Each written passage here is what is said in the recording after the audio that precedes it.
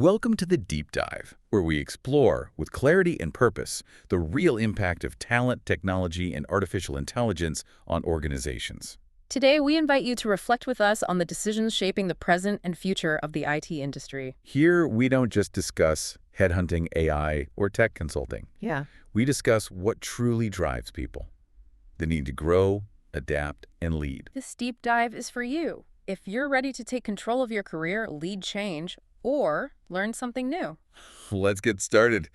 It's always interesting how some of the biggest headaches in business, they don't always come from like huge market shifts or some new competitor. Sometimes it's closer to home. It's something that seems pretty simple on the surface. Yeah. Making a bad hire. Right. So today we're going to take a deep dive into exactly that, the true cost, often the hidden cost, of getting the wrong person onto your tech team. Yeah, and it's a decision that can feel like, okay, we solved a problem, we filled a gap. Quick fix, yeah. Exactly. But as we're going to unpack today, it really does ripple through the whole organization. It can leave this trail of damage, really, that goes way beyond just that one person's paycheck.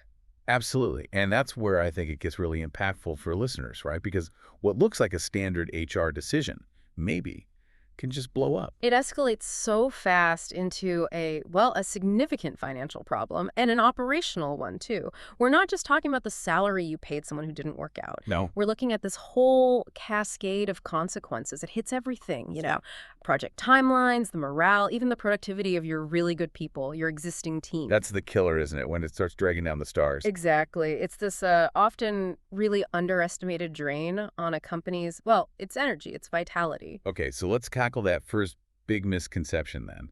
The idea that, a bad hire, it just means, a couple of months wasted salary, maybe. Right, that's the common thinking. But what we're finding, what this deep dive shows, is it's more like a silent financial sickness.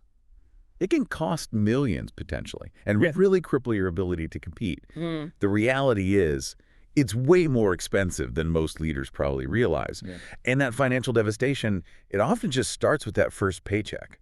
It really does. And the estimates out there, they're pretty staggering, actually. They kind of force you to rethink how you even approach hiring in the first place. Like, what kind of numbers are we talking about? Well, think about Tony Hsieh, the late CEO of Zappos. He famously estimated that bad hires cost his company well over $100 million US. Wow. 100 million. Now, okay, that's Zappos. It's an extreme case, obviously. Not every bad hire is going to rack up 9 figures in losses. Yeah, sure. But the principle behind it, that applies everywhere. It doesn't matter the size of your company, the industry. The impact is always just disproportionately huge compared to what you thought you were just paying in salary. $100 million. That number just sticks with you. But okay, beyond just the shock value, what's the real shift in thinking you'd suggest for, say, a CEO listening right now when they hear a number like that? Yeah. Is it just about being more careful, or is it something, deeper? Oh, it's definitely deeper. It really forces you to look at hiring not just as like an HR function or filling a seat. It's a critical strategic investment. General industry studies show that on average, a bad hire can cost at least 30% of that employee's first year earnings. 30%, okay. But here's the kicker. Right. That's just the average. Wow. In the worst case scenarios, and they happen, the cost can just explode. It can go up to like 5, even 27 times their annual salary. 27 times. Yeah. So you see, this isn't just some line item on a budget that you can kind of absorb. Yeah. It's a systemic issue. It can genuinely undermine your entire operation. So what it means is every leader, whether you're running a startup or you're a global CEO, you have to prioritize getting hiring right. It needs to be precise, strategic. The cost of getting it wrong is, it's financially devastating, and organizationally, too. Yeah. It doesn't matter how big or small your company is. That really puts it in the stark release, doesn't it? It's not just avoiding a loss on one person. It's like you're safeguarding your whole company's resources. It's future potential, really. Exactly. And to make this really concrete, let's walk through a real-world kind of scenario. Okay, let's do that. Imagine you're the CEO of a software company, growing fast, based in Mexico City. Your company runs a nearshore delivery center. Right. And you are desperate for a senior Java developer. You need them to lead this really critical client-facing project. Okay. Pressure's on. Big time. So you find someone. Their resume looks fantastic. You offer a gross monthly salary of 90,000 Mexican pesos, which is, a solid senior salary there. And it's on a 3-month probationary contract. Standard stuff. Standard stuff. But because the deadline is so tight, maybe the background checks are a little bit rushed. You know how it is. Yeah, happens all the time. But hey, a pretty reputable recruitment agency helped find the candidate, so that gives you a bit of comfort, right? Adds a layer of, okay, they vetted them. Right. You feel like you've outsourced some of the risk. Exactly. And you feel that initial wave of relief, oh, problem solved, project saved, we got our person. Oh, I know that feeling. Every leader listening probably knows that feeling. You have this critical gap, you find someone who looks perfect on paper, and you just want them to slot in and, hit the ground running. But this is where the story, this kind of ideal hire narrative, it starts to unravel, doesn't it? Pretty quickly. Yeah, very quickly. So within just a few weeks, trouble signs start popping up. And it's not just, like, in their code, maybe. It's also in their fit. How so? Well, the new hire, they're really struggling to integrate with the team's established coding practices, the way we do things here. Right, the standards, the culture around the code itself. Exactly. And maybe even more critically, there's a clear struggle with the team culture just generally. They just don't seem to click with the others. Okay, and that starts showing up in the work itself, I imagine. Immediately. It manifests right away in operational problems. Key deadlines, they start slipping. Why? What's happening? Because the new developers' deliverables, they're just not up to par. They require heavy rework by other team members. Ah, there it is. And that's the key, right? It's not just about their performance anymore. It's about the burden you're now putting on your existing, competent, probably already very busy team. Yeah, they're picking up the slack. They're picking up the slack, and that's precisely where these insidious hidden costs really start to pile up. You can almost picture it, can't you? The whispers starting around the virtual water cooler or in the Slack channels, team morale starts to dip. Those engineers who are maybe already stretched thin, they get frustrated. And they start saying, this new expert we hired, they're actually slowing us down. Yeah, it kills momentum. Totally. Their own productivity, which was probably high before, is now getting dragged down because they're dealing with the fallout from this one person. It creates this real sense of frustration, maybe even resentment builds up within the team. And then beyond just the internal team friction, there's a direct hit to the core business objective. Remember that critical project this developer was supposed to accelerate? Yeah. It's now undeniably delayed. And your engineering manager, instead of focusing on, the big picture, the product roadmap, supporting the rest of the team, especially the high performers. They're stuck putting out fires. Exactly. They're spending late nights coaching this new hire, fixing their mistakes, documenting the problems. This managerial burden is one of the most overlooked costs, but it's incredibly expensive. You're diverting your highest value strategic time away from innovation and growth just to manage underperformance. Ugh. And so as that 3-month probation period starts ticking down, the writing's on the wall, isn't it? It becomes painfully clear. Despite all the effort, maybe the coaching, the extra support, it's just not working out. Yeah. And you, as the leader, you have to make that really gut-wrenching decision. Yeah. Terminate the contract before it converts to a permanent position. And that's the moment of truth, really, where all those hidden costs start bubbling up to the surface. Right. Now, you set this scenario in Mexico City, which highlights maybe some specific challenges for companies with nearshore teams. But the principles here, they feel pretty universal, right? Oh, absolutely vital to understand this. They are universal. The specific costs, sure, they'll vary by country. Salaries are different, severance laws are different, local market rates change. Right. But the underlying dynamics, a bad hire, draining resources, killing productivity, wrecking morale, delaying projects, that is consistent across the globe.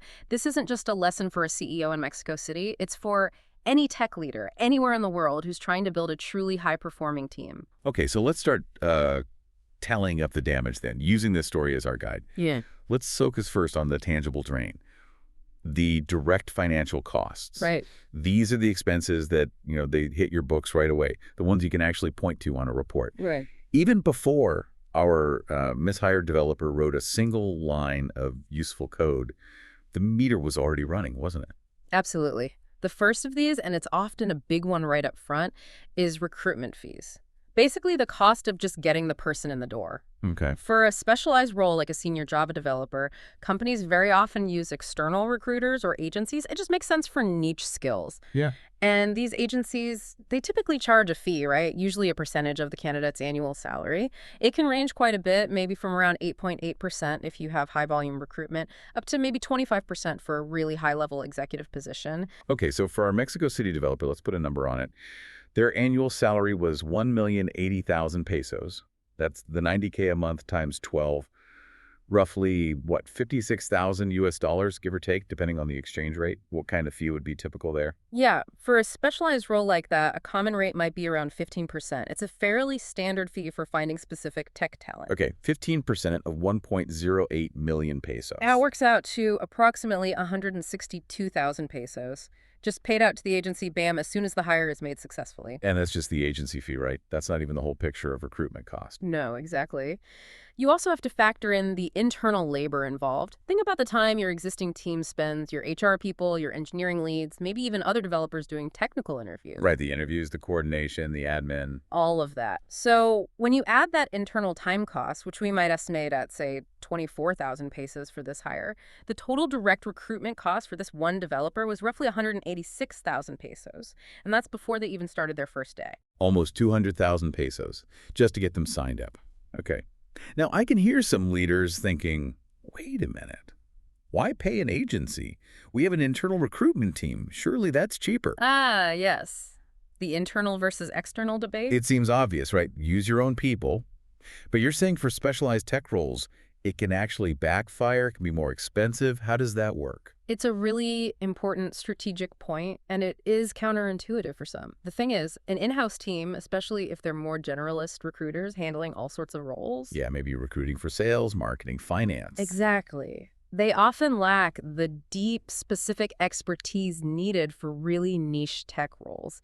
And what does that lead to? It leads to a much longer time to fill. Takes longer to find someone suitable. Right. Sometimes it can stretch out to 3 months, maybe even more, just to find even an average candidate, let alone a star. And that delay isn't free. You're not just losing the potential productivity that role could have been generating. You're also incurring ongoing internal costs during that whole search period. And these internal costs, they're kind of hidden, aren't they? But they add up. They really do. Think about it. You're paying salaries and benefits for those internal recruiters. You know, a senior recruiter in North America, that might be $85,000 USD a year, plus 20–30% on top for benefits.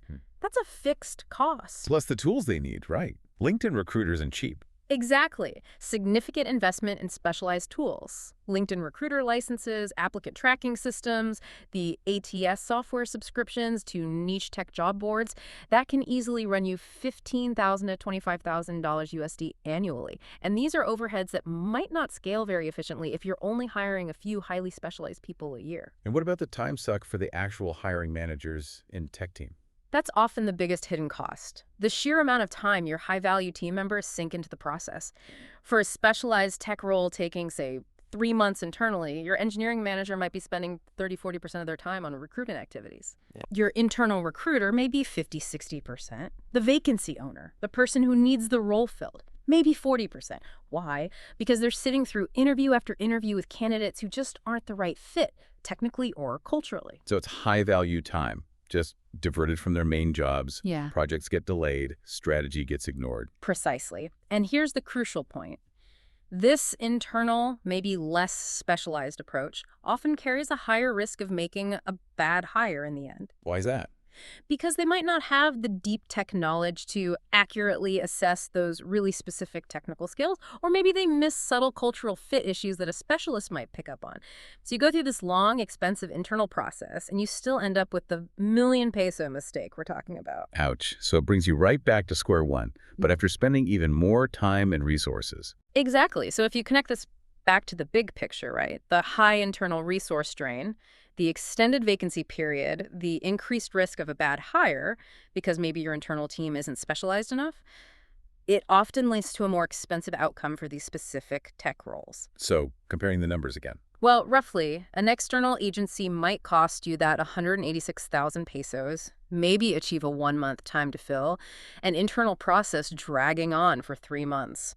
We estimated that could easily reach around 305,500 pesos in direct and indirect internal costs. Oh, significantly more. Yeah.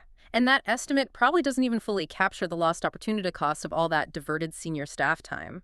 So for specialized tech roles, partnering with an external specialist, despite the upfront fee, can often be the more cost-effective and lower-risk choice. Okay, that makes sense. So after recruitment, what's next in the direct cost lineup? Onboarding and training, right? Yep. Once they're hired, you're not just paying salary yet. You're investing in getting them set up, setting them up for success, hopefully. Or if it's a bad hire, setting them up for failure, essentially. And this includes actual stuff, tangible costs. Right, like equipment. Our Mexico City company, for example, they issue a new high-end laptop. That runs about 25,000 pesos, plus maybe another 5,000 pesos for miscellaneous onboarding stuff, software licenses, setting up accounts, maybe some company swag. Okay, about 30,000 pesos in hardware and setup. Then you've got the unproductive time. This is a big one.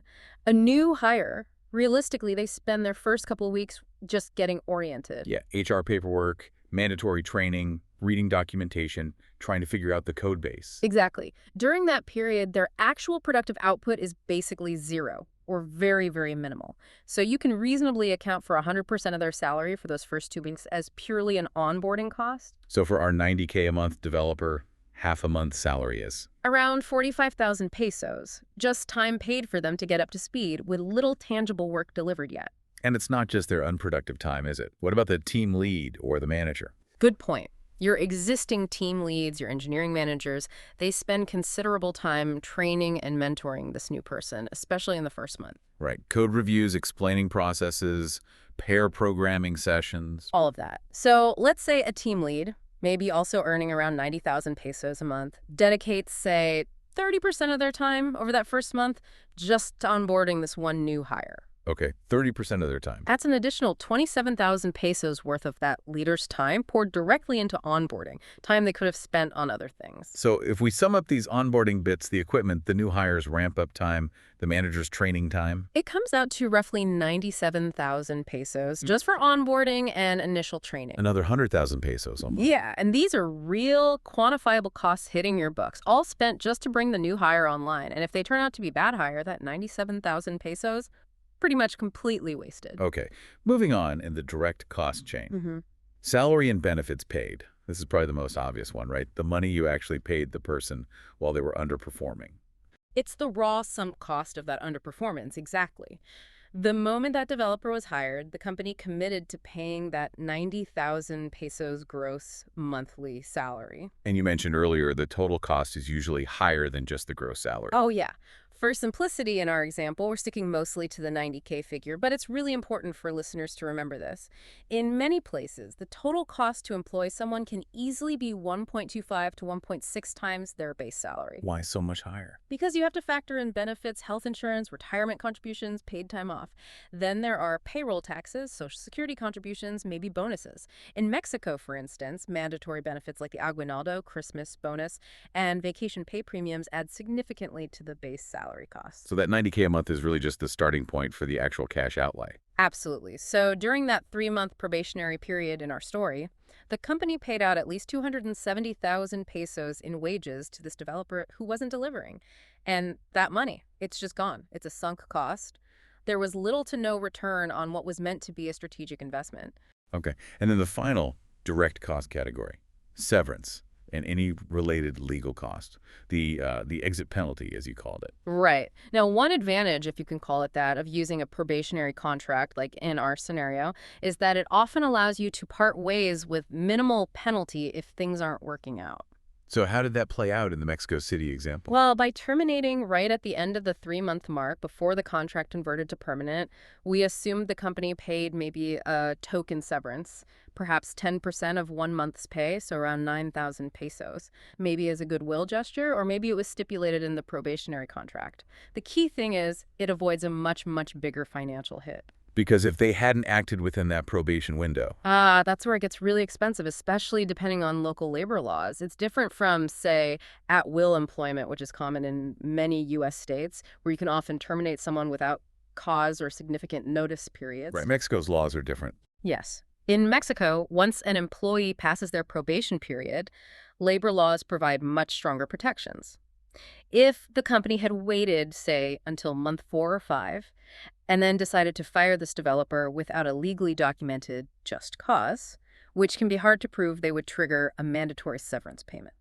How much are we talking? Typically, it's 3 months' salary. So for our developer, that would be a sudden hit of around 270,000 pesos, potentially even more if the calculation includes total compensation with benefits. Wow.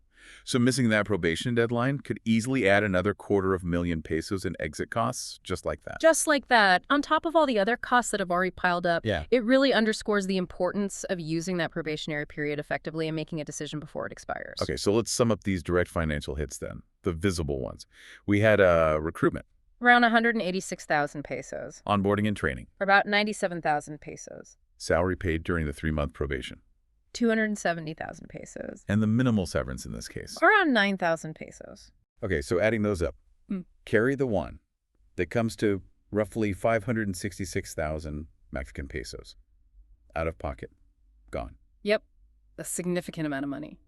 But here's the kicker you mentioned earlier. This 500,000 plus pesos, the stuff you can easily see on a report, that's just the tip of the iceberg, right? Exactly. That's the crucial insight. These visible costs, the ones that show up neatly on a balance sheet, they're often only a fraction of the total damage. What lies beneath the surface, the indirect costs, that's often where the real pain is. Okay, so let's dive into that hidden part of the iceberg now. The insidious drain, as the article calls it. The indirect costs, the hidden ripple effects. Right. And these are harder to put an exact number on sometimes, but their impact is incredibly real. It hits your productivity, your team's time, and maybe most importantly, your company's morale. These are the silent killers of your momentum and potential. Where should we start? Productivity loss and opportunity cost seems like a big one. That sort of silent erosion of efficiency. Definitely. Think about it.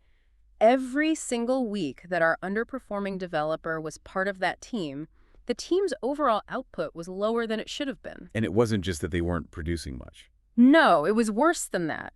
Other people had to constantly step in to help them, or worse, redo their work entirely. So you're effectively doubling the effort needed for a single task or getting significantly less done overall.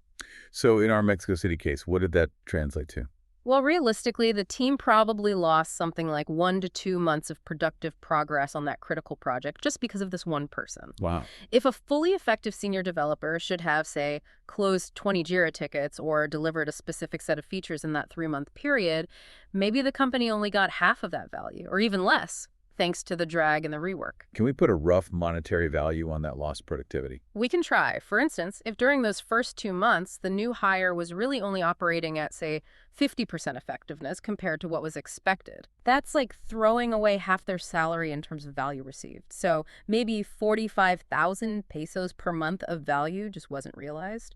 Over 2 months, that's roughly 90,000 pesos worth of work that was paid for but never actually delivered effectively. And that's just the direct loss of their potential output. Yeah. What about the broader opportunity cost? Yeah. The project delay? Yes, opportunity cost. This is where it really starts to bite, especially in tech. The project's delivery was significantly delayed. Remember, it slipped from a planned Q4 release to Q1 of the next year. Ouch. Now, it's always tricky to put a precise peso value on a delayed product launch or a missed market window, but for a tech business, especially in a fast-moving market, that delay can translate directly into lost revenue. Well, you might miss a key sales cycle. You might concede market share because a competitor beats you to launch. You might fail to capture that crucial first-mover advantage. In tech, time really is money. And a project delay caused by a bad hire represents real, tangible, foregone sales or a late market entry that won't show up as a direct expense on your P&L, but it hits your growth potential hard. Okay, so lost productivity, missed opportunities, massive hidden costs there. What's next on the indirect hit list? Managerial time sink. Oh, this is a huge one, and perhaps one of the biggest unseen costs. It's the leadership distraction. It pulls your most valuable people, your managers, your team, leads away from high-impact strategic work. Right. In our scenario, the engineering manager and the team lead, they had to invest just an extraordinary amount of time dealing with this one person. Constantly. They're monitoring performance, coaching, trying to get them up to speed, reviewing their subpar work, and eventually documented all the performance issues needed for HR and termination. How much time are we talking? We estimated, pretty conservatively, I think, that the manager alone probably spent at least 20 to 30% of their total time over those 3 months just dealing with this one problematic hire. 20 to 30% of a manager's time on one person. Yeah. Think about what that means. All those extra one-on-one meetings, the extensive code reviews, maybe stepping in to fix critical bugs caused by their mistakes, preparing and delivering a performance improvement plan, a PIP. Which takes a lot of effort to do properly. It really does. Plus, all the meetings with HR to manage the process, it's a massive drain. If that manager earns, say, 100,000 pesos a month, that 20–30% translates to roughly 20,000 to 30,000 pesos per month of their salary effectively being spent just managing this one poor performer. So over the 3 months. That's easily 60,000 to 90,000 pesos worth of high-level managerial time directly sucked away by this bad hire. And that's time that should have been spent. Where? Leading the rest of the team, Yeah. advancing the product strategy, mentoring the high performers, driving innovation. Instead, they're bogged down in remedial management. Yeah. And research backs this up consistently. Managers often get disproportionately consumed by their low performers. I saw one expert note that in some cases, up to 70% of a manager's time can be eaten up dealing with underperformers or difficult employees. 70%. Now, our case probably wasn't quite that extreme, but even at 20–30%, that managers' diverted focus had a very real cost in terms of slower decision-making for the whole team, missed strategic opportunities, and less support for the people actually doing great work. Okay, that's a huge hidden cost. Yeah. Now let's talk about maybe the most insidious one. Team disruption and morale. Yeah. The cultural contamination. Yeah, this one is subtle, but it can be incredibly damaging because our new developer, they didn't just fail to pull their own weight, right? Their struggles actively imposed extra work and stress onto their colleagues. How did that play out? Well, often it meant other team members had to sacrifice their own time, maybe work late or even weekends, just to hit deadlines that the new hire missed or messed up. That leads directly to frustration, burnout, resentment. Yeah, nobody likes cleaning up someone else's mess, especially repeatedly. Exactly. And beyond just the workload, think about the cultural fit issue we mentioned. If someone has, say, a poor attitude or they don't align with the company's collaborative values, that negativity can spread like a virus. It erodes trust within the team, kills the positive chemistry you worked so hard to build. And in our Mexico City case, you mentioned some team members even started questioning leadership's judgment for hiring the person in the first place. Yes, and that's really toxic territory. When your team starts losing faith in the hiring process or in management's decisions, overall morale takes a nosedive. Team cohesion starts to fracture. Do we have any data on how common this morale impact is? We do. There are surveys out there. One found that a staggering 95% of CFOs believe that a poor hiring decision negatively affects team morale, at least somewhat. 95%. And almost 40% of them called diminished morale the #1 negative outcome of a bad hire. So it's not just a soft issue. Financial leaders see it as a primary consequence. And does that bad morale lead to other problems? Like people leaving? Absolutely. Here's where it can get even more expensive and painful. Disengaged, frustrated employees, they start polishing their resumes. Your good people, your top performers, they won't stick around long if they're consistently forced to carry dead weight or work in a toxic environment created by a bad hire. Makes sense. They have options. They do. One HR study found that something like 60% of bad hires negatively impact the performance of their colleagues, and 39% of businesses reported a drop in overall productivity directly linked to a bad hire. And in our Mexico scenario, you hinted that one good developer was thinking of leaving. Yeah, exactly. One of the strong developers on that team became so demoralized by the chaos and the extra workload caused by the bad hire that they actually mentioned potentially transferring to a different department or maybe even looking elsewhere. And if that person leaves? Then you've got a whole new, massive problem. You're hit with another significant cost replacing them, another round of recruitment fees, onboarding costs, lost productivity while the new person ramps up, plus you've lost a valuable, seasoned employee who knew your systems and culture. It's a devastating ripple effect. So the cultural impact of just one wrong person, especially in a smaller, tight-knit team, it can be like this slow-acting poison, really. That's a good way to put it. It lowers engagement across the board, it creates friction, it distracts everyone with interpersonal drama instead of focusing on the work. And while it's hard to put an exact peso figure on bad morale, the cost absolutely shows up down the line in lower team velocity, maybe more sick days, higher absenteeism, and ultimately higher turnover, each with its own very significant price tag. Okay, one last category of indirect costs. Right. Client and reputation impact. Right. Now, luckily for the company in our specific Mexico City story, the project was mostly internal at that stage, so the direct client impact was minimal. They kind of dodged a bullet there. But that's not always the case, is it? Not at all. And for CEOs listening, especially those in client-facing businesses or tech services, this is a critical risk area. A bad hire here can cause immense, sometimes unquantifiable damage. How so? Well, imagine if that underperforming developer had been client-facing, or if they were responsible for the quality assurance on a live product going out to customers. Yeah. Missed deadlines on client projects, bugs slipping through into production. These things can severely disappoint your customers. It can lead to lost contracts, penalty clauses being invoked, and maybe worst of all, irreversible damage to your company's brand credibility and reputation in the market. And for a tech services company or a consultancy, your reputation is everything. Absolutely. One weak link in a delivery team can even cause you to lose a major client entirely. And that's an enormous financial hit, often millions of dollars, that might not get formally attributed on paper back to that one bad hire, but it's a direct outcome of their poor performance or bad fit. So it's this constant background risk, especially for globally minded CEOs. Yeah. Your business relationships, your brand quality, they're potentially on the line with every single hire you make. Exactly. And this kind of indirect reputational damage, while it's really hard to quantify in advance, can be absolutely devastating to your long-term success. It erodes trust. It closes doors to future opportunities. Okay, so summing up these indirect costs, then we had lost productivity and opportunity cost, the massive managerial time sink, the team disruption and morale hit, and the potential client reputation damage. Even if we try to put rough numbers on just the first two for our case. Yeah, let's try. We estimated maybe 90,000 pesos in lost productivity value from the developer's underperformance and the rework needed. Yeah. And we conservatively valued the managers and team's extra time spent dealing with the issue at around 60,000 pesos. Right, so just those two alone, that's already another 150,000 pesos of invisible cost added to the direct costs. Exactly. And honestly, that 150K is probably just the tip of the indirect cost iceberg. How so? Well, add in the potential cost, if that good developer had left replacing them, could easily cost another 200,000 pesos or more in recruitment and ramp-up. Factor in the lost market opportunity from the project delay, which could be huge.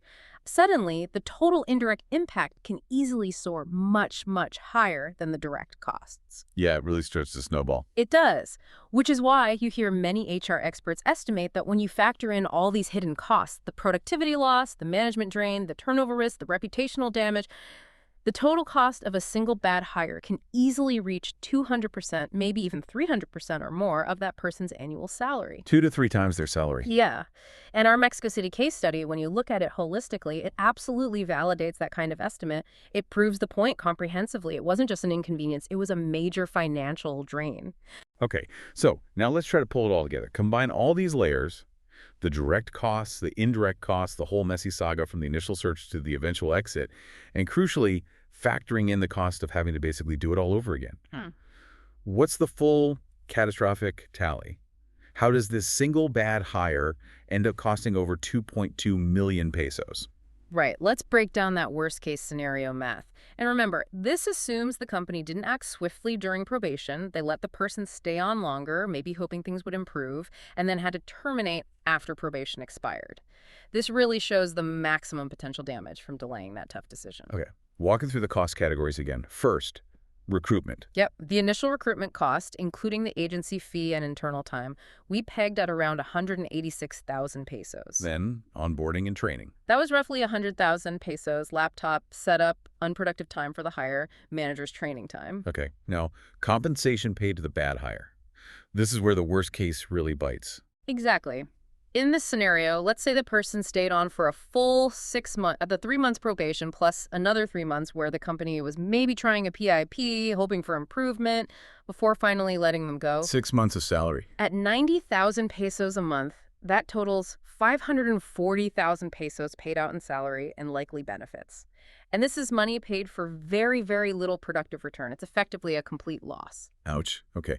And because they waited past probation in this scenario. They get hit with the full severance payout. Under Mexico's law, termination without just cause after probation means 3 months' salary.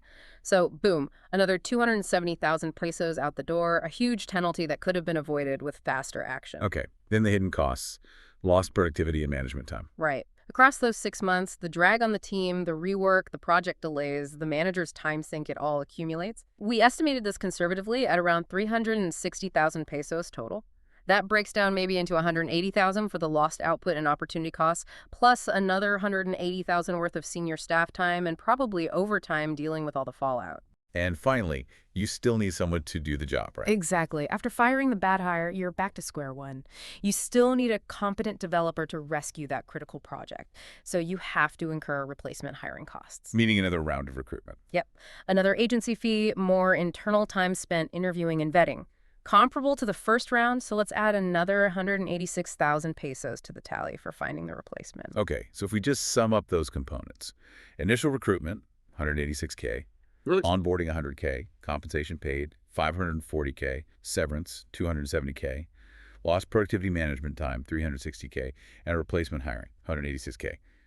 What does that add up to? Let's see, 186 plus 140 plus 70 plus 360 plus 186, that comes out to 1,642,000 Mexican pesos. Over 1.6 million pesos. That's already a staggering number. It is a huge hit. But wait, there's one more crucial piece to understand how we get over 2.2 million. Okay, what's the final twist? It's about that 540,000 pesos in compensation paid to the bad hire during those 6 months. Remember, that money yielded almost no useful project output. It was effectively money for nothing in terms of project delivery. Right. It was just wasted salary. Exactly. But the company still needs that project delivered. So to actually get the work done that the bad hire should have done during those 6 months, the company now has to pay the new competent hire their salary for that same period of time to catch up and deliver. So you're essentially paying twice for those 6 months of work. Precisely. It's a duplication of cost. You paid 540K for nothing, and now you have to pay another roughly 540K to the replacement hire just to get the output you should have gotten the first time around. So you add that duplicated 540,000 pesos to the 1.642 million tally. And suddenly, you're well over 2.18 million pesos, easily exceeding 2.2 million, which is about $115,000 USD, spent in the entire painful saga of filling this one single role incorrectly. Wow. That duplication effect is brutal. It really highlights the true cost of the lost time and productivity. It really does, and it connects directly back to that research we mentioned. The warnings that replacing a bad hire can cost 50–60% of their salary just in direct replacement costs, but up to 200% or more when you factor in lost productivity and this duplication effect. Our detailed example just walks you through exactly how that happens in the real world. It makes it painfully clear why this isn't just some minor inconvenience. It can be a genuine financial catastrophe for a project or even a small company. If you were to visualize this total cost burden maybe as a pie chart, Yeah. what would be the biggest slices? Well, in that worst-case 6-month scenario, the single largest slice by far would be the salary and benefits paid to the bad hire. That 540K plus estimated benefits could easily exceed 800,000 pesos, representing money spent with almost zero ROI. Okay, so wasted compensation is number one. Yeah. What else is significant? The severance payout, 270K, would be a big chunk, almost 20% of the total cost in that scenario. And the doubled recruitment costs, initial 186K plus replacement 186K equals 372K, would also be a very substantial slice, over 20% combined.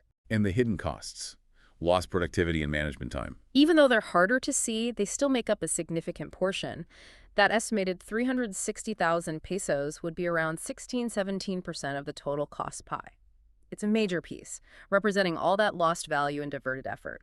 Onboarding would be the smallest slice, maybe around 4%, but still a real cost. So if you look at the proportions again, maybe around 39% from wasted salary benefits. Roughly, yeah. Maybe 22% from the doubled recruitment efforts, about 19% just from the severance penalty for waiting too long, around 16% from lost productivity and management drain, and 4% from onboarding. The big takeaway from that breakdown seems clear.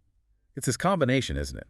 The direct visible costs like salary and recruitment mixed with those insidious hidden costs like lost productivity and morale drain. Together, they create this really heavy, multifaceted burden when a hire goes wrong. That's exactly it. It hits you from multiple angles simultaneously. And just to reiterate, while we use Mexican pesos and specific labor law examples here, the fundamental pattern holds true globally, right? Absolutely. The percentages might shift slightly based on local conditions.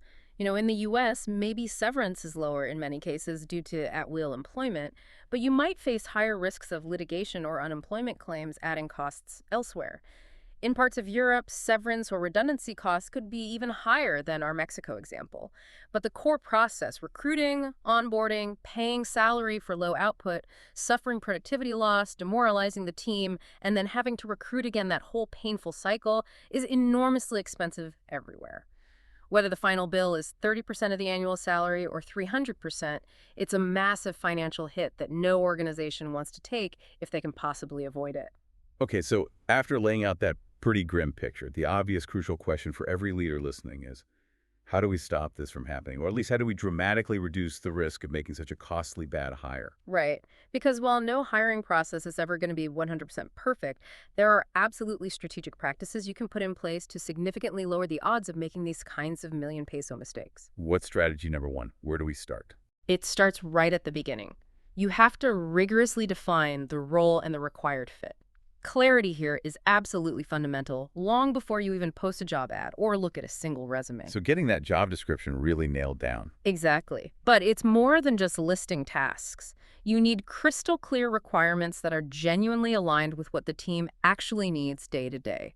This means getting both HR and your technical leaders in a room, maybe doing a deep dive to define not just the essential technical skills, the must-haves, but also the critical cultural aspects, the must-fits. What values, what working style, what personality traits are crucial for success in this specific team and role. So it's about the what and the how. Precisely. A really well-crafted job description does two things. It sets accurate expectations for candidates, and it attracts people who not only can do the job technically, but will also genuinely thrive in your company culture and team dynamic. Vague or unrealistic job specs, they just invite mismatches right from the start. And what if you need really specialized knowledge just to define the role properly? Maybe it's cutting-edge tech. That's a great point. If defining the role requires deep technical expertise that maybe your internal HR or even your current tech leads don't fully possess, partnering with specialized external consultants or tech recruitment agencies can be invaluable right at this stage. How so? Their knowledge of the current tech landscape, the salary market for specific skills, and the availability of talent, combined with your internal team's understanding of your specific needs, can help you craft incredibly precise job descriptions.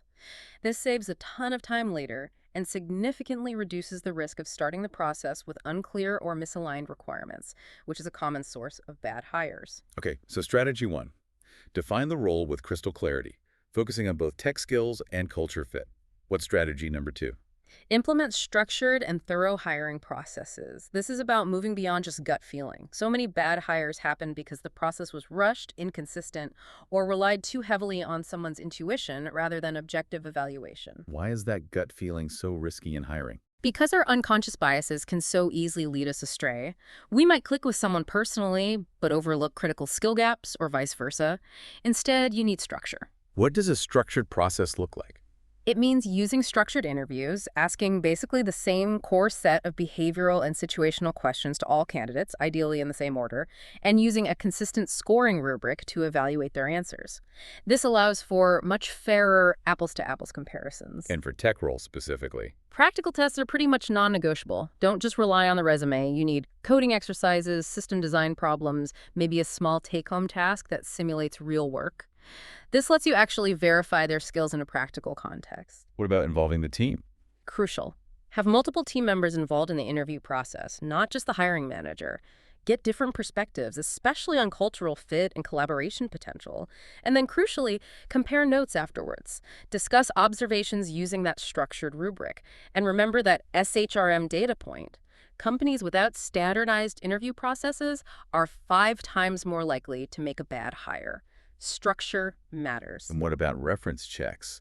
That step seems easy to skip when you're busy. Don't skip them. They are absolutely crucial. Actually, speaking to a former manager or maybe a senior colleague, if possible, can provide invaluable external insights into a candidate's real work habits, their strengths, their weaknesses, how they handle pressure.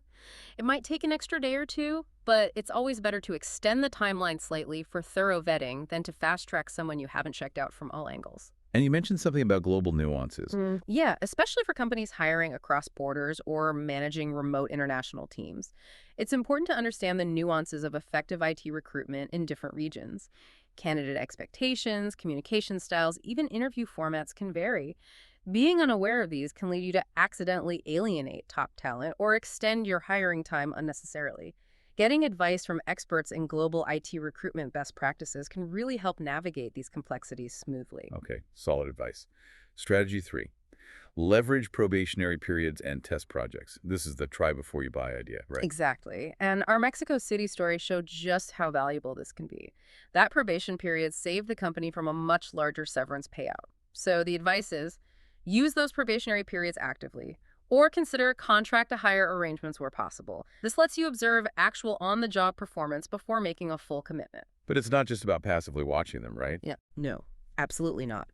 During probation, you need to set clear, measurable performance milestones. What does success look like at 30 days, 60 days, 90 days?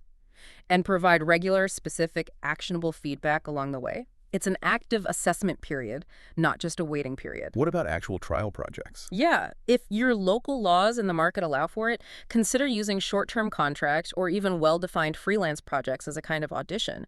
Some companies have great success with a paid trial project, maybe a week or two, to see how someone genuinely performs, collaborates with the team, and fits into the workflow in a real-world setting.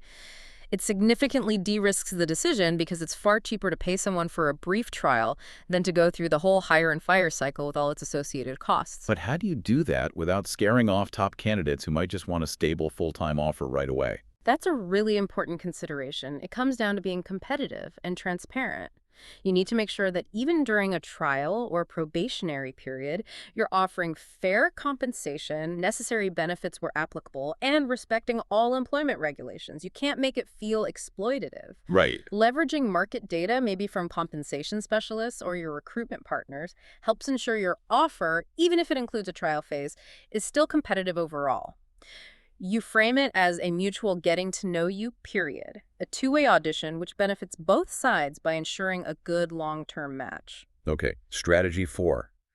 Early intervention and decisive action. This feels critical. If you do start seeing red flags with a new hire, don't just hope they go away. Exactly. Address it sooner, not later. It's natural to want to avoid conflict, to give someone the benefit of the doubt, to hope they'll turn it around. We're human. Yeah, firing someone is hard. It is. But as our case study showed so clearly, every single additional month you keep a bad hire on board, the costs just keep mounting: more wasted salary, more lost productivity, more damage to team morale, and potentially a much bigger severance hit if you cross that probation threshold. So what does early intervention look like? It means empowering your managers to act as soon as those red flags appear. Don't wait for the formal review cycle. If there are performance issues, set up a performance improvement plan, a PIP, quickly. Okay. Be direct, be specific, be crystal clear about exactly what the expectations are and where the person is falling short. Provide support, maybe extra training or mentoring resources to help them succeed. But, and this is crucial, set a firm timeline for measurable improvement. And if they don't meet it? Then you have to act decisively. As a leader, it's actually often kinder to the individual and certainly much better for the rest of the team to either get them back on track quickly or make the tough call and part ways swiftly. Letting a poor fit linger, just hoping things will magically get better, that's usually just wishful thinking, and it almost always magnifies the damage in the end. That old saying comes to mind: hire slow, fire fast. It's an aphorism for a reason. It flips the usual cautious approach, but in the case of a clear bad hire, delaying the inevitable is usually the wrong move. And what about checking in proactively, even before major problems surface? Yeah, that's a really good practice too. Having the recruiter or hiring manager proactively follow up with the new hire during those first few crucial weeks can be very insightful. It creates a safe space to check in on their experience. Maybe the role isn't quite what they expected. Maybe they're feeling overwhelmed by the code base or struggling to connect with the team. Sometimes candidates won't voice these concerns in regular team meetings. A proactive, confidential check-in can surface these issues early, allowing you to potentially address them before they escalate into a reason for failure or for them wanting to leave. It's about early risk detection and mitigation. Makes sense. Okay, strategy 5. Prioritize culture fit and team dynamics. We touched on this already, but it bears repeating. It's not just about technical Well, skills. absolutely not. Cultural and team fit should be treated as non-negotiable criteria, right alongside technical ability. So many bad hires are technically competent people who just don't mesh with the company's values, communication style, or work ethic. And that mismatch can often be more disruptive in the long run than a minor technical skill gap that could be trained. So how do you assess culture fit effectively without just relying on that unreliable vibe or gut feeling? Again, structure helps. Incorporate specific culture fit interview questions into your process. Ask behavioral questions based on your company's core values. Tell me about a time you handled conflict in a team, or how do you approach collaboration on a difficult project? Okay. Consider adding informal team meet and greets, maybe over coffee or a virtual lunch as part of the later interview stages. This lets more of the team get a feel for the candidate's personality and attitude in a less formal setting. Some companies also use validated personality or values assessments as an additional data point, which can be useful if interpreted carefully. What about diversity? Does focusing on fit risk creating a team of clones? That's a critical point. It's not about hiring people who are all the same. Diversity of thought, background, and experience is incredibly valuable. The focus should be on alignment with core, fundamental values, things like integrity, respect, collaboration, commitment to quality, customer focus.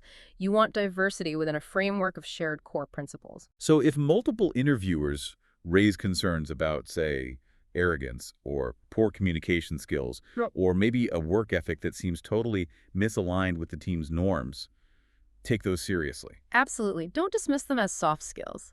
In a collaborative tech environment, those soft skills, communication, teamwork, attitude, can be just as important, if not sometimes more important for long-term success than pure technical prowess. So it comes back to that idea of hire for attitude, train for skill. To some extent, yes. Obviously, for a senior tech role, you need a strong baseline of existing skill. You can't train everything. But given two candidates with similar technical abilities, the one with the better attitude, the stronger alignment with your culture, the greater potential for positive team interaction, that's usually the safer, better long-term bet. Never compromise on attitude and cultural alignment just because someone has an impressive technical resume. And this ties back to using recruitment partners, too. It can, yeah. If you partner with agencies that have deep technical understanding, they can do a really thorough job vetting the technical skills up front, ensuring candidates meet that baseline. This then allows your internal team, during their interviews, to focus more heavily on assessing that crucial cultural fit, knowing the tech side has already been largely validated. Okay. Strategy 6. Monitor early and solicit team feedback. Right. Once a person starts, don't just throw them in the deep end and hope for the best. Right. Managers need to check in frequently, especially during those critical first few weeks and months.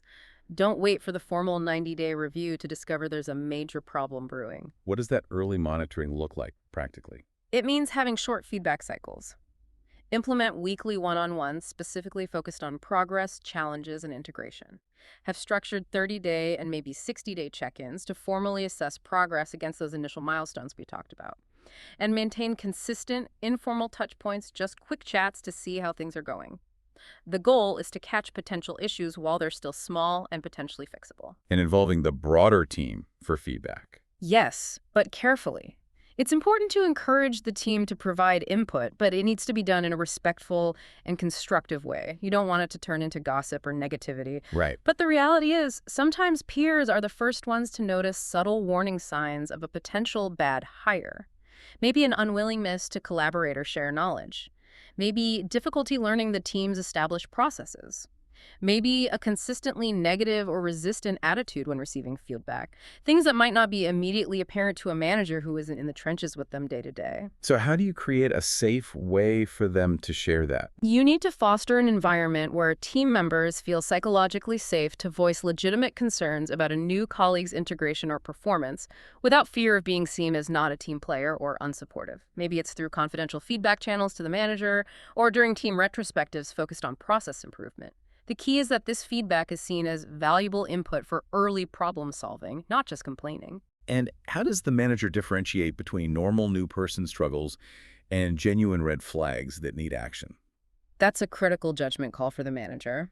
Everyone struggles a bit when starting a new role, learning a new code base, figuring out team dynamics. That's normal.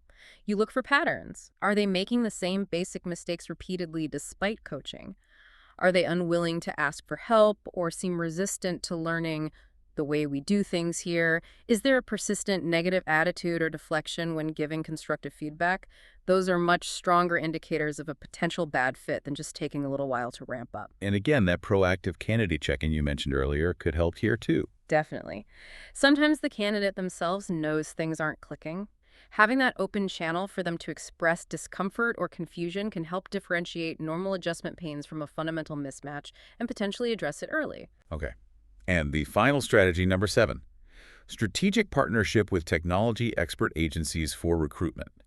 Now, this sounds like it circles back to the recruitment cost discussion, maybe suggesting paying that agency fee is worth it. It absolutely is. Often, you should view partnering with a truly specialized tech recruitment agency not just as an expense, but as a high ROI investment in risk mitigation. Why high ROI?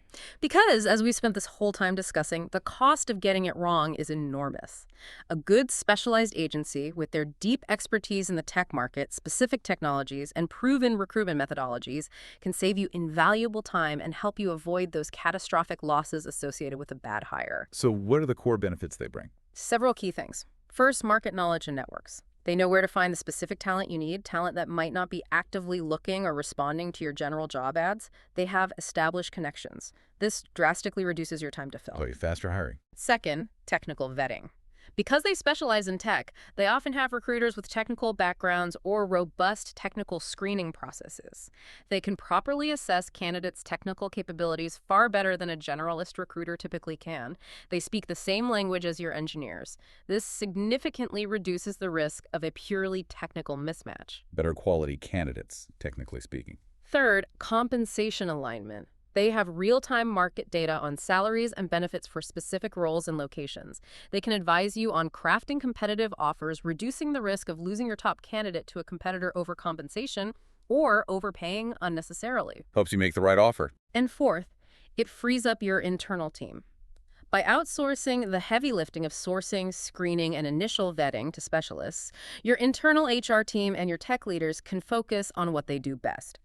Assessing final candidates for cultural fit, selling your company's vision, and focusing on your core business strategy, developing products, serving clients, building your internal culture. They're not bogged down trying to navigate complex, specialized recruitment processes that are outside their core expertise. So it's about leverage and focus. Exactly. When you're looking for such a partner, you need to find one with a proven track record in all these areas we've discussed, accurately defining roles, implementing structured processes, understanding market alignment, providing ongoing candidate support. It's this kind of strategic collaboration that delivers true long-term value, saving you from the common pitfalls and the significantly increased risk of failure associated with using non-specialized recruiters or trying to do it all internally for highly specific roles. So implementing these 7 strategies clears role definition, structured process, using probation trials, acting early, prioritizing culture, monitoring closely, and strategic partnerships. This is how tech leaders can really defend against those costly hiring mistakes. That's the goal. It's not just about avoiding the huge financial hit we calculated, although that's obviously critical. It's also about protecting your existing team's morale, maintaining your project momentum, and safeguarding your company's overall health and culture. Preventing a bad hire is truly a high ROI investment. Yes, a careful, thorough hiring process and diligent early oversight might take a bit more time and resource up front, but it absolutely pales in comparison to the potential millions of pesos or dollars or euros of damage that a single bad hire can inflict. Okay, let's try to wrap this up. This story of the mishired senior developer in Mexico, it really serves as a powerful, maybe even stark cautionary tale, doesn't it? With a message that seems incredibly clear. Unequivocal, I'd say.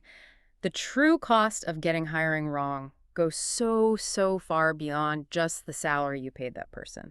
It's not one single hit. It's this compounding problem that just infiltrates every corner of your organization. We saw the direct costs, recruitment fees, onboarding, wasted salary, maybe severance. They can easily run into the hundreds of thousands of pesos or tens of thousands of dollars. But then those insidious indirect impacts, the lost productivity, the manager pulled away from strategic work, the demoralized team members, the delayed projects, they exact an equally painful toll, maybe even more profound in the long run. And in our case study, what started as seemingly filling a role ended up as a potential 2.2+ million peso lesson. A very expensive lesson in the absolute critical importance of hiring right the first time. So for any global tech CEO, any leader listening, the takeaway, the mandate really has to be crystal clear. You must treat hiring as one of the most critical strategic processes in your entire organization. Not just an HR function. No. It needs to be as data-driven, as rigorous, as strategic as your financial planning or your product development roadmap. Because a bad hire isn't just unfortunate. It's essentially a preventable and very significant business loss. And the way to prevent it, as we discussed, is through proactive investment. Exactly.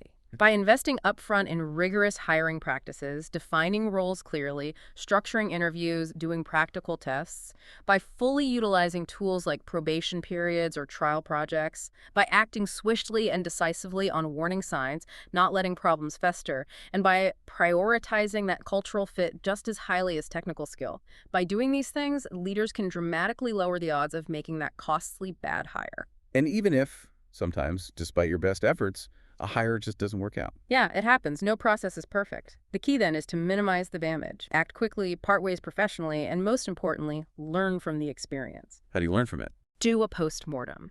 Analyze what went wrong in your process. Was the job description inaccurate? Did you rush the interviews? Did you skip a reference check that might have raised a flag? Did you ignore subtle concerns about culture fit? Be honest with yourselves, identify the gaps, and refine your approach for the next time. That continuous improvement cycle is vital. It turns a painful experience into a lesson that actually strengthens your organization's hiring muscle over time. Because ultimately, the value of having a strong, cohesive, high-performing team, it's almost immeasurable, isn't it? It really is. And as the numbers we went through clearly demonstrate, getting it wrong, putting the wrong person in a key role, incurs these just immense costs, financial, operational, and cultural. By being proactive, by being vigilant, by applying the strategies we've discussed, you can hopefully use the expensive lessons learned by others, like in our case study, to safeguard your own organization's health and future. So maybe a final thought for everyone listening. The next time you're about to make a hire, especially a critical one, remember this deep dive. Remember the potential 2.2 million peso mistake. The cost of getting it wrong is truly tremendous, so invest the time and effort to build the processes to get it right. Your bottom line, and maybe more importantly, your team will definitely thank you for it. This was the deep dive. Thank you for joining us in this conversation where knowledge becomes direction. We hope this deep dive offered you a useful pause, a boost of inspiration, or even a starting point for what's ahead. We hope to have left you with ideas, questions, and most importantly, the drive to keep building your path in the world of technology and talent. Leave us a comment, share this with your team, and help us keep growing the conversation. Follow us on social media at Sequoia Connect. And remember, the future doesn't just happen, it's built with talent, technology, and purpose. We'll catch you in the next deep dive.